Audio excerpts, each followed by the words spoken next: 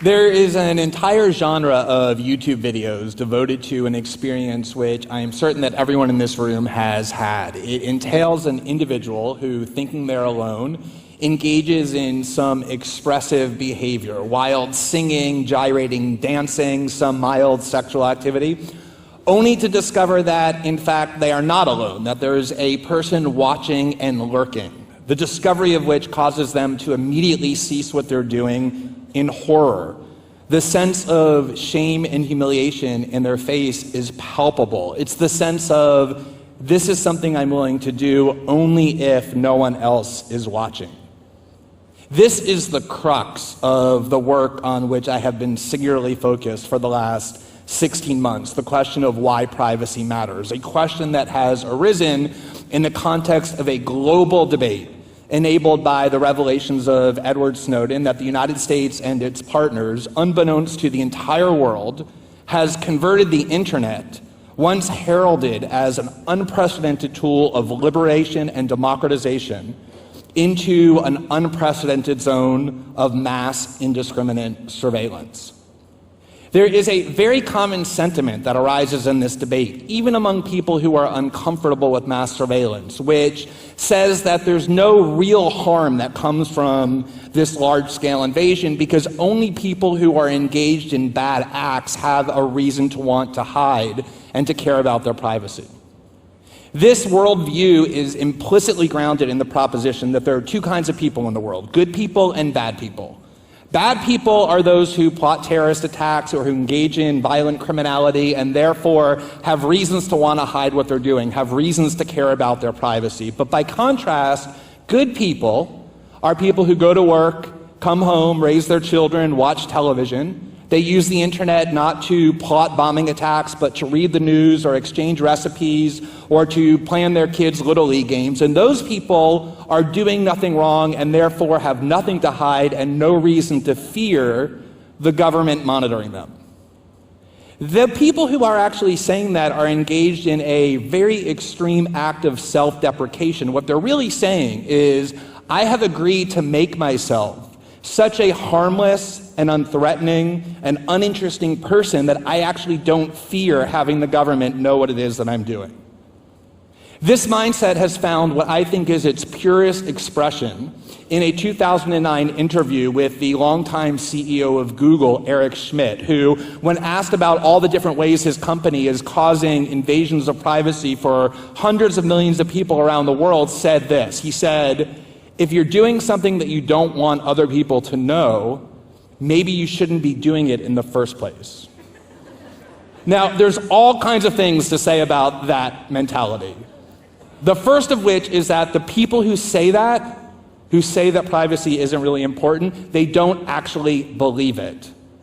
And the way you know that they don't actually believe it is that while they say with their words that privacy doesn't matter, with their actions they take all kinds of steps to safeguard their privacy. They put passwords on their email and their social media accounts. They put locks on their bedroom and bathroom doors, all steps designed to prevent other people from entering what they consider their private realm and knowing what it is that they don't want other people to know. The very same Eric Schmidt, the CEO of Google, ordered his employees at Google to cease speaking with the online internet magazine CNET after CNET published an article full of personal, private information about Eric Schmidt, which it obtained exclusively through Google searches and using other Google products. This same division can be seen with the CEO of Facebook, Mark Zuckerberg, who in an infamous interview in 2010 pronounced that privacy is no longer a, quote, social norm.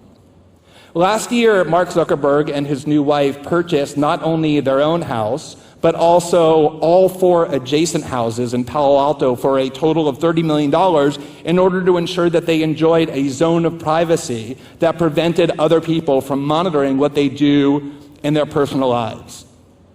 Over the last 16 months, as I've debated this issue around the world, every single time somebody has said to me, I don't really worry about invasions of privacy because I don't have anything to hide, I always say the same thing to them. I get out a pen, I write down my email address, I say, here's my email address. What I want you to do when you get home is email me the passwords to all of your email accounts. Not just the nice, respectable work one in your name, but all of them. Because I want to be able to just troll through what it is you're doing online, read what I want to read, and publish whatever I find interesting. After all, if you're not a bad person, if you're doing nothing wrong, you should have nothing to hide. Not a single person has taken me up on that offer. I check that email account religiously all the time. It's a very desolate place.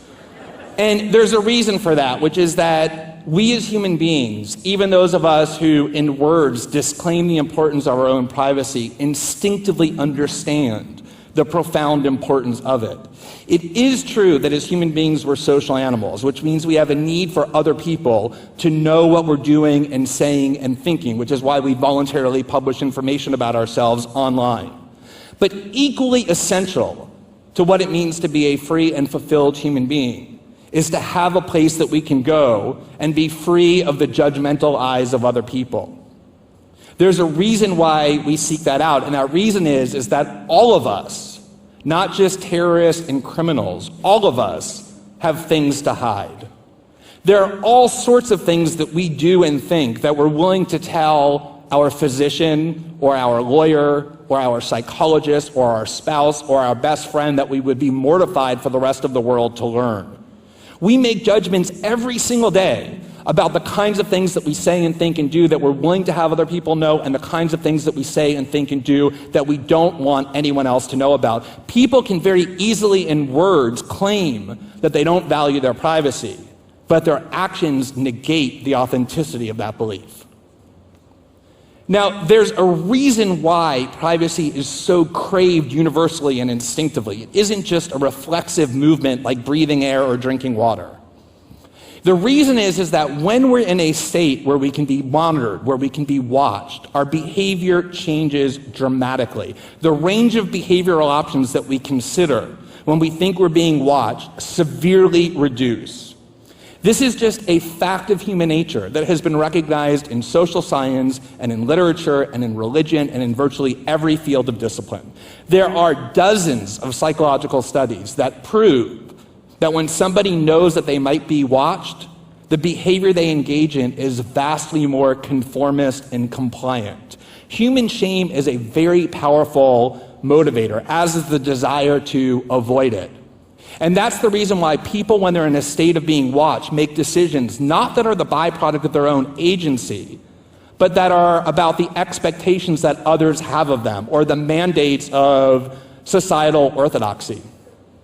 This realization was exploited most powerfully for pragmatic ends by the 18th century philosopher Jeremy Bentham, who set out to resolve an important problem ushered in by the industrial age, where for the first time institutions had become so large and centralized that they were no longer able to monitor and therefore control each one of their individual members. And the solution that he devised was an architectural design originally intended to be implemented in prisons that he called the panopticon.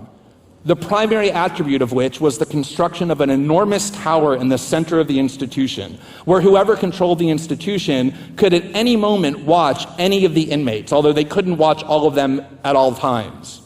And crucial to this design was that the inmates could not actually see into the panopticon, into the tower, and so they never knew if they were being watched or even when. And what made him so excited about this discovery was that that would mean that the prisoners would have to assume that they were being watched at any given moment, which would be the ultimate enforcer for obedience and compliance. The 20th century French philosopher Michel Foucault realized that that model could be used not just for prisons, but for every institution that seeks to control human behavior: schools, hospitals, factories, workplaces. And what he said was that this mindset, this framework discovered by Bentham, was the key means of societal control for modern Western societies, which no longer need the overt weapons of tyranny, punishing or imprisoning or killing dissidents, or legally compelling loyalty to a particular party, because mass surveillance creates a prison in the mind that is a much more subtle, though much more effective means of fostering compliance with social norms or with social orthodoxy, much more effective than brute force could ever be. The most iconic work of literature about surveillance and privacy is the George Orwell novel 1984, which we all learn in school, and therefore it's almost become a cliche. In fact, whenever you bring it up in a debate about surveillance, people instantaneously dismiss it as inapplicable. And what they say is, oh, well, in 1984, there were monitors in people's homes, they were being watched at every given moment, and that has nothing to do with the surveillance state that we face.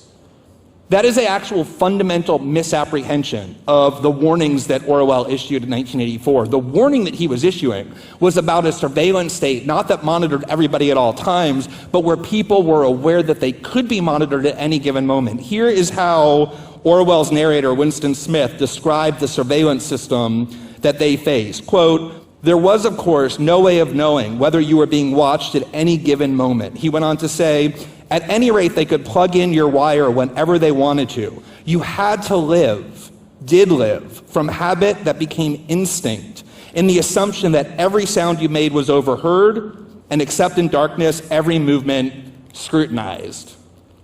The Abrahamic religions similarly posit that there's an invisible, all-knowing authority who, because of its omniscience, always watches whatever you're doing, which means you never have a private moment, the ultimate enforcer for obedience to its dictates. What all of these seemingly disparate works recognize, the conclusion that they all reach, is that a society in which people can be monitored at all times is a society that breeds conformity and obedience and submission, which is why every tyrant, the most overt to the most subtle, craves that system. Conversely, even more importantly, it is a realm of privacy, the ability to go somewhere where we can think and reason and interact and speak without the judgmental eyes of others being cast upon us, in which creativity and exploration and dissent exclusively reside. And that is the reason why, when we allow a society to exist in which we're subject to constant monitoring, we allow the essence of human freedom to be severely crippled. The last point I want to observe about this mindset, the idea that only people who are doing nothing wrong have things to hide and therefore reasons to care about privacy, is that it entrenches two very destructive messages, two destructive lessons. The first of which is that the only people who care about privacy, the only people who will seek out privacy, are by definition bad people. This is a conclusion that we should have all kinds of reasons for avoiding. The most important of which is that when you say somebody who's doing bad things, you probably mean things like plotting a terrorist attack or engaging in violent criminality, a much narrower conception of what people who wield power mean when they say doing bad things. For them, doing bad things typically means doing something that poses meaningful challenges to the exercise of our own power. The other really destructive and I think even more insidious lesson that comes from accepting this mindset is there's an implicit bargain that people who accept this mindset have accepted. And that bargain is this: if you're willing to render yourself sufficiently harmless, sufficiently unthreatening to those who wield political power, then and only then can you be free of the dangers of surveillance. It's only those who are dissidents, who challenge power, who have something to worry about. There are all kinds of reasons why we should want to avoid that lesson as well. You may be a person who right now doesn't want to engage in that behavior, but at some point in the future you might. Even if you're somebody who decides you never want to, the fact that there are other people who are willing to and able to resist and be adversarial to those in power, dissidents and journalists and activists and a whole range of others, is something that brings us all collective good that we should want to preserve. Equally critical is that the measure of how free a society is not how it treats its good, obedient, compliant citizens, but how it treats its dissidents and those who resist orthodoxy. But the most important reason is that a system of mass surveillance suppresses our own freedom in all sorts of ways. It renders off limits all kinds of behavioral choices without our even knowing that it's happened. The renowned socialist activist Rosa Luxemburg once said, "He who does not move does not notice his chains." We can try and render the chains of mass surveillance invisible or undetectable, but the constraints that it imposes on us do not become any less potent. Thank you very much. Thank you.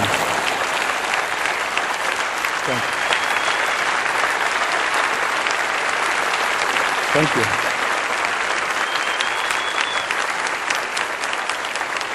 Thank you. Glenn, thank you. The case is rather convincing, I have to say, but I want to bring you back to the last 6 months and to Edward Snowden for a few questions, if you don't mind. And the first one is personal to you. We have all read about the arrest of your partner, David Miranda, in London and other difficulties, but I assume that in terms of personal engagement and risk and the pressure on you is not that easy to take on the biggest surveillance organizations in the world. Tell us a little bit about that. You know, I think one of the things that happens is that people's courage in this regard gets contagious. And so, although I and the other journalists with whom I was working were certainly aware of the risk, the United States continues to be the most powerful country in the world and doesn't appreciate it when you disclose thousands of their secrets on the internet at will.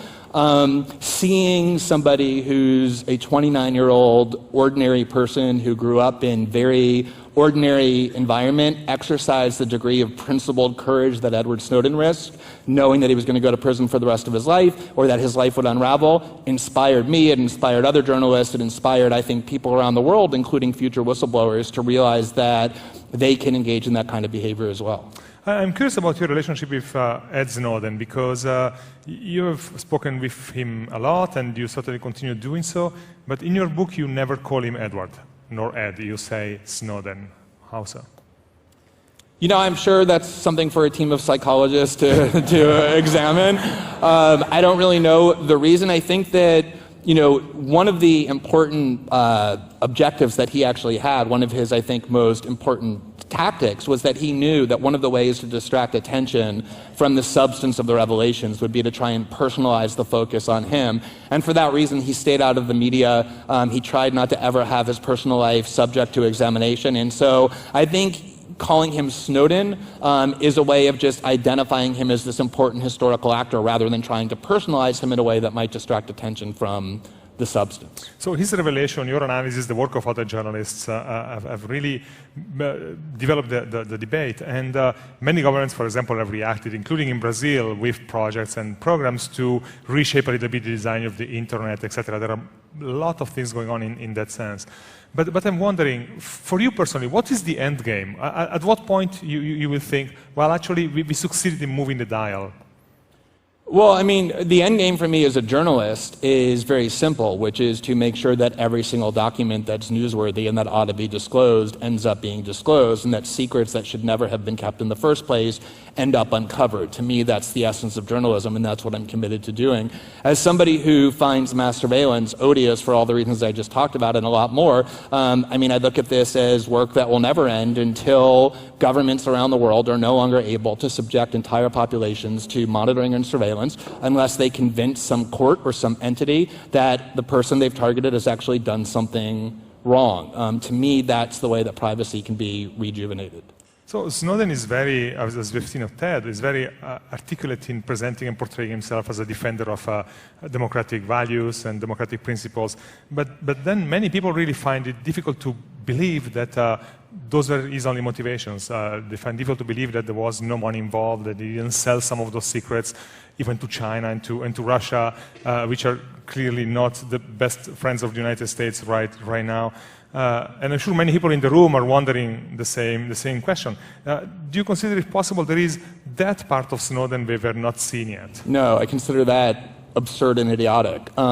If you wanted to, and I know you're just playing devil's advocate, but you know, if you wanted to sell secrets to another country, which he could have done and become extremely rich doing so, the last thing you would do is take those secrets and give them to journalists and ask journalists to publish them because it makes those secrets worthless. People who want to enrich themselves do it secretly by selling secrets to the government. But I think there's one important point worth making, which is That accusation comes from people in the US government, from people in the media who are loyalists to these various governments. And I think a lot of times when people make accusations like that about other people, oh, he can't really be doing this for principled reasons, he must have some corrupt, nefarious reason, they're saying a lot more about themselves than they are the target of their accusations, because